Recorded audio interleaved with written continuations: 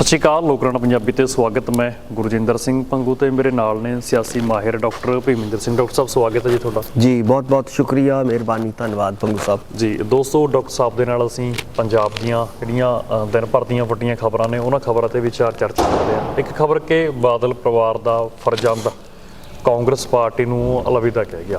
ਦੂਜੀ ਗੱਲਬਾਤ ਕਰਾਂਗੇ ਜ਼ੀਰਾ ਫੈਕਟਰੀ, ਉਹ ਜ਼ੀਰਾ ਫੈਕਟਰੀ ਜਿਸ ਨੂੰ ਜਸਟੀਫਾਈ ਪਹਿਲਾਂ ਪੰਜਾਬ ਸਰਕਾਰ ਕਰਦੀ ਰਹੀ, ਅਖੀਰ ਬੰਦ ਕਰਨ ਦਾ ਫੈਸਲਾ ਲੈ ਲਿਆ।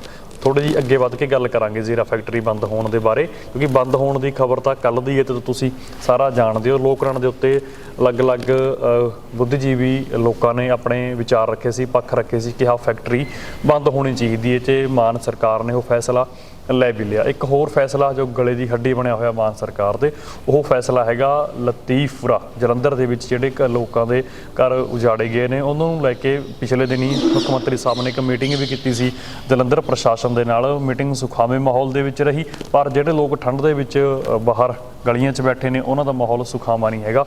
ਸਭ ਤੋਂ ਪਹਿਲਾਂ ਡਾਕਟਰ ਸਾਹਿਬ ਖਬਰ ਆ ਕਿ ਮਨਪ੍ਰੀਤ ਸਿੰਘ ਬਾਦਲ ਕਾਂਗਰਸ ਪਾਰਟੀ ਨੂੰ ਅਲਵਿਦਾ ਕੇ।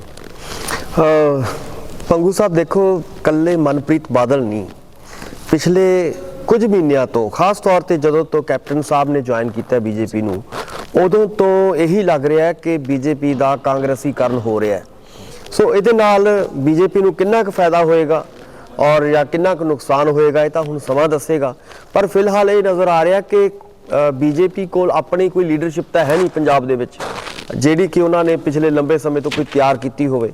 ਸਿਰਫ ਇਹੀ ਲੱਗ ਰਿਹਾ ਕਿ ਬਾਕੀ ਪਾਰਟੀਆਂ ਦੇ ਖਾਸ ਤੌਰ ਤੇ ਕਾਂਗਰਸ ਚੋਂ ਬੰਦੇ ਜਿਹੜੇ ਨੇ ਉਹ ਲੈ ਕੇ ਉਹਨਾਂ ਨੂੰ ਲੱਗਦਾ ਕਿ ਸ਼ਾਇਦ ਅਸੀਂ ਪੰਜਾਬ ਦੇ ਵਿੱਚ ਜਿੱਤ ਹਾਸਲ ਕਰ ਸਕਦੇ ਹਾਂ 24 ਦੇ ਵਿੱਚ। ਖਾਸ ਤੌਰ ਤੇ ਇਹ ਲੱਗਦਾ ਕਿ ਬਗਾਨੀਆਂ ਚੀਜ਼ਾਂ ਨੂੰ ਤੁਸੀਂ ਜਦੋਂ ਇਹ ਕਹੋਗੇ ਕਿ ਬਗਾਨੀਆਂ ਦੇ ਤੁਸੀਂ ਉੱਤੇ ਘੋੜੀਆਂ ਤੇ ਚੜ੍ਹ ਕੇ ਤੁਸੀਂ ਲੰਬਾ ਸਫ਼ਰ ਤੈਅ ਕਰ ਲਓਗੇ, ਇਹ ਕਦੇ ਵੀ ਸੰਭਵ ਨਹੀਂ ਹੋ ਸਕਦਾ, ਖਾਸ ਤੌਰ ਤੇ ਸਿਆਸਤ ਦੇ ਵਿੱਚ।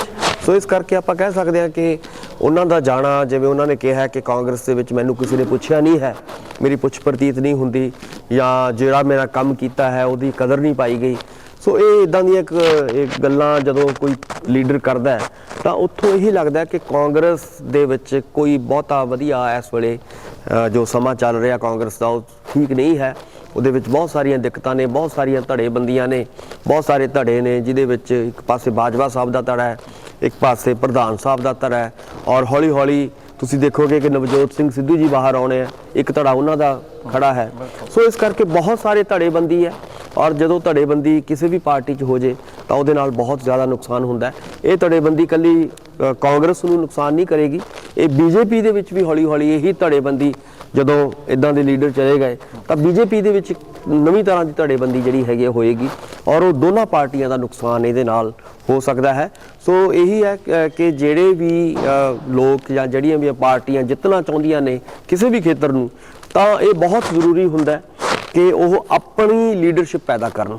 ਜਿੰਨੀ ਦੇਰ ਤੁਹਾਡੇ ਕੋਲ ਆਪਣੀ ਲੀਡਰਸ਼ਿਪ ਨਹੀਂ ਹੁੰਦੀ ਉਨੀ ਦੇਰ ਤੁਸੀਂ ਡਿਵੈਲਪ ਨਹੀਂ ਹੋ ਸਕਦੇ। ਜਦੋਂ ਡਾਕਟਰ ਸਾਹਿਬ ਕੋਈ ਵੀ ਲੀਡਰ ਭਾਵੇਂ ਅਕਾਲੀ ਦਲ ਦਾ ਹੋਵੇ, ਕਾਂਗਰਸ ਦਾ ਹੋਵੇ ਜਾਂ ਕਿਸੇ ਹੋਰ ਪਾਰਟੀ ਦਾ ਹੋਵੇ, ਉਹ ਅਸਤੀਫਾ ਦਿੰਦਾ ਤਾਂ ਇੱਕ ਗੱਲ ਚੱਲਦੀ ਹੈ ਕਿ ਬੀਜੇਪੀ 'ਚ ਜਾਊਗਾ। ਹੁਣ ਇਹ ਕਹਿਣ ਦਾ ਮਤਲਬ ਕਿ ਜਿਸ ਕਿਹਾ ਜਾਂਦਾ ਸੀ ਕਿ ਜਿਸ ਬੀਜੇਪੀ ਦਾ ਪਹਿਲਾਂ ਆਧਾਰ ਨਹੀਂ ਹੈਗਾ, ਅੱਜ ਉਹੀ ਭਾਰਤੀ ਜਨਤਾ ਪਾਰਟੀ ਇੱਕ ਵੱਡੇ ਪੱਧਰ ਉੱਤੇ ਪੰਜਾਬ ਦੇ ਵਿੱਚ ਪੈਰ ਪਸਾਰਦੀ ਹੋਈ ਨਜ਼ਰ ਆ ਰਹੀ ਹੈ। ਨਹੀਂ, ਮੈਂ ਉਹੀ ਗੱਲ ਕਹਿ ਰਿਹਾ ਭੰਗੂ ਸਾਹਿਬ ਕਿ ਆਧਾਰ ਤਾਂ ਆਪਾਂ ਤਾਂ ਮੰਨੀਏ ਕਿ ਜੇ ਉਹਨਾਂ ਨੇ ਆਪਣੀ ਕੋਈ ਲੀਡਰਸ਼ਿਪ ਪੈਦਾ ਕੀਤੀ ਹੋਵੇ।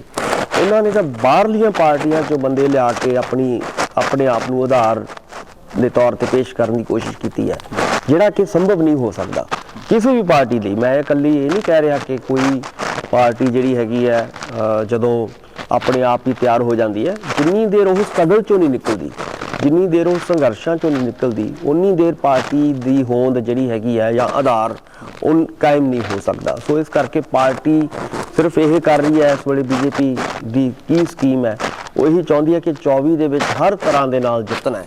ਉਹਨਾਂ ਨੂੰ ਲੱਗਦਾ ਕਿ ਚਾਹੇ ਬਾਹਰੋਂ ਬੰਦੇ ਲੈ ਕੇ ਆਓ, ਚਾਹੇ ਕਿਸੇ ਬਾਕੀ ਪਾਰਟੀਆਂ ਦੇ ਬੰਦੇ ਪੱਟ ਲਓ।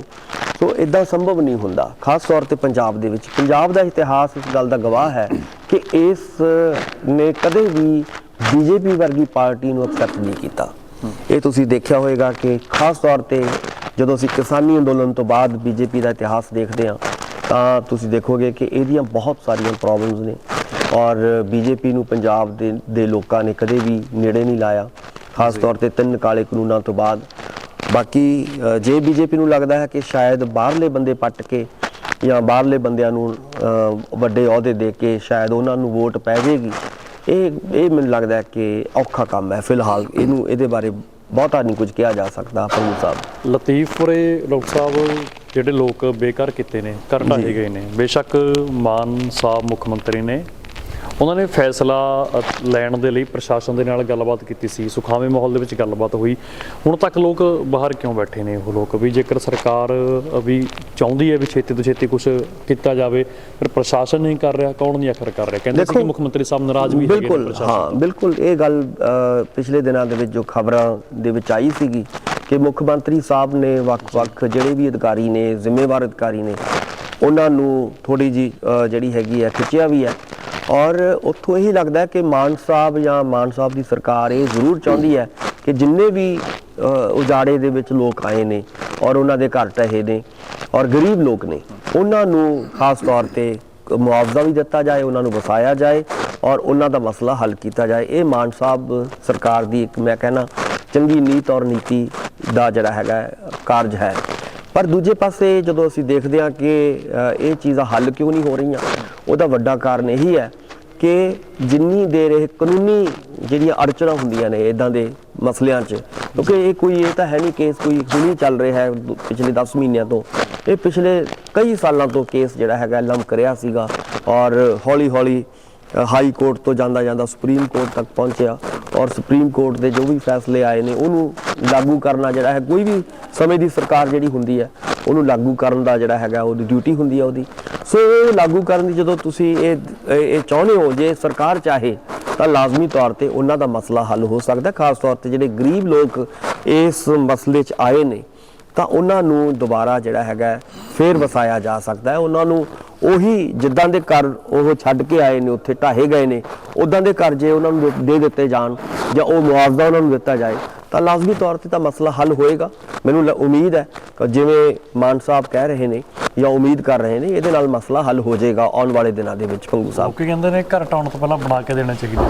ਬਿਲਕੁਲ ਇਹ ਗੱਲ ਗਲਤੀ ਹੋਈ ਹੈ। ਇਹੀ ਕਹਿ ਰਹੇ ਨੇ ਭਗਵੰਤ ਮਾਨ ਸਾਹਿਬ ਕਿ ਅਧਿਕਾਰੀਆਂ ਨੂੰ ਕਿ ਤੁਸੀਂ ਇਹਦੇ ਬਾਰੇ ਪਹਿਲਾਂ ਕਿਉਂ ਨਹੀਂ ਦੱਸਿਆ ਗਿਆ, ਇੱਕਦਮ ਇਹ ਜਿਹੜਾ ਸਾਰੀਆਂ ਚੀਜ਼ਾਂ ਕਿਉਂ ਕੀਤੀਆਂ ਗਈਆਂ। ਇਸੇ ਕਰਕੇ ਝਾੜ ਝੰਬ ਜਿਹੜੀ ਅਫਸਰਾਂ ਦੀ ਹੋ ਰਹੀ ਹੈ ਜਾਂ ਜਿਹੜੇ ਜ਼ਿੰਮੇਵਾਰ ਅਧਿਕਾਰੀ ਨੇ ਉਹਨਾਂ ਦੀ ਹੋ ਰਹੀ ਹੈ, ਉਹ ਇਸੇ ਕਰਕੇ ਹੋ ਰਹੀ ਹੈ ਕਿ ਪਹਿਲਾਂ ਗਰੀਬਾਂ ਨੂੰ ਵਸਾਇਆ ਜਾਣਾ ਚਾਹੀਦਾ ਸੀਗਾ, ਫਿਰ ਇਹ ਮਸਲਾ ਜਿਹੜਾ ਹੈਗਾ ਤਾਂ ਹੀ ਹੱਲ ਹੋਣਾ ਸੀਗਾ। ਇਸ ਕਰਕੇ ਜਿਹੜੀ ਸਰਕਾਰ ਹੈ ਉਹ ਕਾਫੀ ਸੀਰੀਅਸ ਨਜ਼ਰ ਆ ਰਹੀ ਹੈ। ਡਾਕਟਰ ਸਾਹਿਬ ਕੁਝ ਦਿਨ ਪਹਿਲਾਂ ਸੁਪਰੀਮ ਕੋਰਟ ਦੀ ਇੱਕ ਕਮੈਂਟਰੀ ਵੀ ਆਈ ਸੀ, ਕਈ ਸਟੇਟਾਂ ਦੀ ਉਦਾਹਰਨਾਂ ਵੀ ਦੇਈ ਸੀ ਉਹਨਾਂ ਨੇ। ਉਹ ਕਹਿੰਦੇ ਸੀ ਵੀ ਜਿੱਥੇ ਲੋਕ ਵਸਦੇ ਨੇ, ਪੰਚਾਇਤੀ ਥਾਵਾਂ ਦੇ ਉੱਤੇ ਵਸਦੇ ਨੇ, ਉਹਨਾਂ ਨੂੰ ਉਜਾੜਿਆ ਨਹੀਂ ਜਾ ਸਕਦਾ, ਉਹਨਾਂ ਦੇ ਘਰ ਨਹੀਂ ਢਾਏ ਜਾ ਸਕਦੇ। ਵੀ ਫਿਰ ਪੰਜਾਬ ਸਰਕਾਰ ਨੇ ਕੀ ਇਸ ਮਾਮਲੇ ਨੂੰ ਵੱਡਾ ਕਰਕੇ ਨਹੀਂ ਦੇਖਿਆ?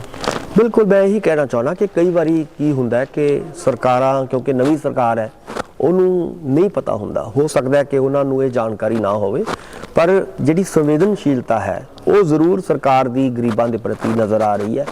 ਔਰ ਜਿਹੜੇ ਵੀ ਲੋਕ ਉੱਥੇ ਜਿਹੜੇ ਉੱਥੋਂ ਉਜਾੜੇ ਗਏ ਨੇ ਉਹਨਾਂ ਨੂੰ ਲਾਜ਼ਮੀ ਤੌਰ ਤੇ ਜਿਹੜਾ ਹੈਗਾ ਪਲਾਟ ਦਿੱਤੇ ਜਾਣ, ਉਹਨਾਂ ਦੇ ਘਰ ਜਿਹੜਾ ਹੈਗਾ ਉਹ ਬਣਾ ਕੇ ਦਿੱਤੇ ਜਾਣ। ਔਰ ਜਿਵੇਂ ਤੁਸੀਂ ਸੁਪਰੀਮ ਕੋਰਟ ਦੀ ਉਦਾਹਰਨ ਦੇ ਰਹੇ ਹੋ, ਸੁਪਰੀਮ ਕੋਰਟ ਬਕਾਇਦਾ ਤੌਰ ਤੇ ਖਾਸ ਤੌਰ ਤੇ ਘਰਾਂ ਨੂੰ ਢਾਉਣ ਦੇ ਵਿੱਚ ਬਹੁਤ ਜ਼ਿਆਦਾ ਜਿਹੜੀ ਹੈਗੀ ਸੰਵੇਦਨਸ਼ੀਲ ਹੈ ਔਰ ਉਹਦੇ ਜਿੰਨੇ ਵੀ ਫੈਸਲੇ ਹੁਣ ਤੱਕ ਇਹੀ ਨੇ ਕਿ ਘਰ ਜਿਹੜਾ ਹੈਗਾ ਕਿਸੇ ਵੀ ਬੰਦੇ ਦਾ, ਚਾਹੇ ਉਹ ਗਰੀਬ ਹੈ ਚਾਹੇ ਕੋਈ ਹੋਰ ਹੈ, ਤਾਂ ਉਹਦਾ ਘਰ ਜ਼ਰੂਰ ਜਿਹੜਾ ਹੈਗਾ ਉਹਦੇ ਲਈ ਜਿਹੜਾ ਉਹਨੂੰ ਮੁਆਵਜ਼ਾ ਦਿੱਤਾ ਜਾਏ, ਉਹਦਾ ਘਰ ਬਣਾ ਕੇ ਪਹਿਲਾਂ ਦਿੱਤਾ ਜਾਏ, ਕਿਉਂਕਿ ਸਰਕਾਰ ਕੋਲੇ ਬਹੁਤ ਸਾਰੇ ਇੱਦਾਂ ਦੀਆਂ ਥਾਵਾਂ ਹੁੰਦੀਆਂ ਨੇ ਜਿੱਥੇ ਉਹ ਐਡਜਸਟ ਕਰ ਸਕਦੀ ਹੈ ਇੱਦਾਂ ਦੇ ਲੋਕਾਂ ਨੂੰ। ਔਰ ਗਰੀਬ ਲੋਕ ਜਿਹੜੇ ਨੇ ਉੱਥੇ ਬਹੁਤ ਸਾਲਾਂ ਤੋਂ ਰਹਿ ਰਹੇ ਸੀਗੇ, ਪਹਿਲਾਂ ਉਹ ਪਾਕਿਸਤਾਨ ਤੋਂ ਉੱਜੜ ਕੇ ਆਏ, ਫਿਰ ਉਹ ਇੱਧਰ ਆ ਕੇ ਜਿਹੜਾ ਦੁਬਾਰਾ ਉਹਨਾਂ ਨੂੰ ਉਜਾੜਿਆ ਗਿਆ, ਇਹ ਆਪਣੇ ਆਪ ਦੇ ਵਿੱਚ ਇੱਕ ਅਣਮਨੁੱਖੀ ਜਿਹੜੀ ਹਰਕਤ ਸੀਗੀ। ਸੋ ਇਸ ਕਰਕੇ ਸੁਪਰੀਮ ਕੋਰਟ ਦੀ ਜਿਹੜੀ ਗੱਲ ਤੁਸੀਂ ਕਹਿ ਰਹੇ ਹੋ ਉਹ ਜ਼ਰੂਰ ਇਹਨਾਂ ਲੋਕਾਂ ਦੇ ਉੱਤੇ ਲਾਗੂ ਹੋਣੀ ਚਾਹੀਦੀ ਹੈ। ਡਾਕਟਰ ਸਾਹਿਬ, ਜ਼ੀਰਾ ਫੈਕਟਰੀ ਪੰਜਾਬ ਸਰਕਾਰ ਨੇ ਬੰਦ ਕਰਤੀ, ਹੁਣ ਤੱਕ ਉਸ ਫੈਕਟਰੀ ਨੂੰ ਜਸਟੀਫਾਈ ਕੀਤਾ ਭਾਵੇਂ ਅਮਨ ਅਰੋੜਾ ਨੇ ਜਾਂ ਕੁਝ ਦਿਨ ਪਹਿਲਾਂ ਸੀਚੇਵਾਲ ਸਾਹਿਬ ਜੋ ਰਾਜ ਸਭਾ ਮੈਂਬਰ ਨੇ ਉਹਨਾਂ ਦੀ ਵੀਡੀਓ ਆਈ ਸੀ, ਤਾਂ ਹੁਣ ਲੋਕੀ ਸਵਾਲ ਕਰਦੇ ਨੇ, ਕਹਿੰਦੇ ਨੇ ਫਿਰ ਉਹ ਲੋਕ ਜੋ ਤੁਹਾਡੀ ਉਦੋਂ ਸਟੇਟਮੈਂਟ ਸੀ ਕਿ ਆਹ ਫੈਕਟਰੀ ਜਾਇਜ਼ ਹੈ, ਜੇਕਰ ਜਾਇਜ਼ ਹੈ ਫਿਰ ਬੰਦ ਕਿਉਂ ਕੀਤੀ? ਦੇਖੋ, ਆਪਾਂ ਉਦੋਂ ਵੀ ਇਹ ਗੱਲ ਕਰ ਰਹੇ ਸੀ ਕਿ ਜਿਹੜੀ ਵੀ ਸਰਕਾਰ ਹੁੰਦੀ ਹੈ ਉਹਦੀ ਇਹ ਡਿਊਟੀ ਹੁੰਦੀ ਹੈ ਕਿ ਉਸ ਖੇਤਰ ਦੇ ਵਿੱਚ ਵੱਧ ਤੋਂ ਵੱਧ ਇੰਡਸਟਰੀ ਲੱਗੇ। ਹੁਣ ਸਵਾਲ ਪੈਦਾ ਹੁੰਦਾ ਹੈ ਕਿ ਇੰਡਸਟਰੀ ਤਾਂ ਲੱਗ ਗਈ, ਹੁਣ ਇੰਡਸਟਰੀ ਨੂੰ ਲਾਉਣ ਦੇ ਵਿੱਚ ਜਿਹੜੀਆਂ ਵੀ ਕੋਈ ਕਾਨੂੰਨੀ ਕਾਰਵਾਈਆਂ ਨੇ, ਖਾਸ ਤੌਰ ਤੇ ਵਾਤਾਵਰਣ ਨੂੰ ਲੈ ਕੇ, ਤਾਂ ਉਹ ਜ਼ਰੂਰ ਫੈਕਟਰੀ ਮਾਲਕਾਂ ਦੇ ਉੱਤੇ ਜਿਹੜਾ ਹੈਗਾ ਉਹਨਾਂ ਨੂੰ ਕਹਿਣਾ ਚਾਹੀਦਾ ਹੈ ਕਿ ਭਾਈ ਆਹ ਸਾਡੇ ਜਿਹੜੇ ਨੁਕਤੇ ਹੋਣਗੇ ਔਰ ਇਹਨਾਂ ਦੇ ਅਨੁਸਾਰ ਹੀ ਤੁਸੀਂ ਫੈਕਟਰੀਆਂ ਆਪਣੀਆਂ ਲਾ ਸਕਦੇ ਹੋ। ਸੋ ਇਸ ਕਰਕੇ ਇਹ ਜਿਹੜੀਆਂ ਪੁਰਾਣੀਆਂ ਸਰਕਾਰਾਂ, ਕਿਉਂਕਿ 15 ਸਾਲ ਤੋਂ ਲਗਾਤਾਰ ਇਹ ਫੈਕਟਰੀ ਕੰਮ ਕਰਦੀ ਆ ਰਹੀ ਸੀਗੀ ਔਰ ਬਾਕੀ ਸਰਕਾਰਾਂ ਰਹੀਆਂ ਨੇ, ਇਹਦੇ ਵਿੱਚ ਬੀਜੇਪੀ ਅਕਾਲੀ ਦਲ ਵੀ ਸਰਕਾਰ ਦੀ ਵੀ ਰਹੀ, ਕਾਂਗਰਸ ਦੀ ਸਰਕਾਰ ਵੀ ਰਹੀ, ਪਰ ਉਸ ਦੌਰਾਨ ਤੁਸੀਂ ਦੇਖਿਆ ਹੋਵੇਗਾ ਕਿ ਇਹ ਸਾਰਾ ਜਿਹੜਾ ਵਾਤਾਵਰਨ ਵਿਗੜਦਾ ਆਖਰ ਨੂੰ ਹੱਦਾਂ ਬੰਨੇ ਟੱਪ ਗਿਆ ਔਰ ਲੋਕਾਂ ਨੇ ਆਵਾਜ਼ ਉਠਾਈ, ਖਾਸ ਤੌਰ ਤੇ ਕਿਸਾਨਾਂ ਨੇ, ਕਿ ਉਹਨਾਂ ਦਾ ਪਾਣੀ ਜਿਹੜਾ ਸੀਗਾ ਉਹ ਧਰਤੀ ਹੇਠਲਾ ਪਾਣੀ ਬਿਲਕੁਲ ਤਬਾਹ ਹੋ ਗਿਆ। ਸੋ ਜੇਕਰ ਉਹਨਾਂ ਦੇ ਉੱਤੇ ਟ੍ਰੀਟਮੈਂਟ ਪਲਾਂਟਸ ਜਾਂ ਨਹੀਂ ਲਗਾਏ ਜਾਂਦੇ ਜਾਂ ਹੋਰ ਇਦਾਂ ਦੀਆਂ ਜਿਹੜੀ ਮਸ਼ੀਨਰੀ ਦਾ ਤੁਸੀਂ ਇਸਤੇਮਾਲ ਨਹੀਂ ਕਰੋਗੇ ਜਿਹੜੀ ਤੁਹਾਡੇ ਪਾਣੀ ਨੂੰ ਬਚਾ ਸਕੇ, ਜਿਹੜੀ ਤੁਹਾਡੀ ਹਵਾ ਨੂੰ ਬਚਾ ਸਕੇ, ਜਿਹੜੀ ਤੁਹਾਡੀ ਵਾਤਾਵਰਨ ਨੂੰ ਬਚਾ ਸਕੇ, ਤਾਂ ਉਹਦੇ ਨਾਲ ਕੀ ਹੋਏਗਾ ਕਿ ਹੌਲੀ ਹੌਲੀ ਉਹ ਵਾਤਾਵਰਨ ਸਾਰਾ ਜਿਹੜਾ ਹੈਗਾ, ਪਾਣੀ, ਮਿੱਟੀ, ਹਵਾ ਜਿਹੜੀ ਹੈਗੀ ਉਹ ਖਰਾਬ ਹੋਏਗੀ। ਜਿਸ ਤਰ੍ਹਾਂ ਦੇ ਬਲੇਮ ਲੱਗਦੇ ਸੀ ਉਸ ਫੈਕਟਰੀ ਦੇ ਉੱਤੇ, ਫੈਕਟਰੀ ਬੰਦ ਕਰਤੀ ਪੰਜਾਬ ਸਰਕਾਰ ਨੇ, ਜੇ ਬੰਦ ਕੀਤੀ ਹੈ ਤਾਂ ਪੰਜਾਬ ਸਰਕਾਰ ਨੂੰ ਲੱਗਿਆ ਹੋਣਾ ਕਿ ਕੁਛ ਨਾ ਕੁਛ ਗਲਤ ਹੋ ਰਿਹਾ।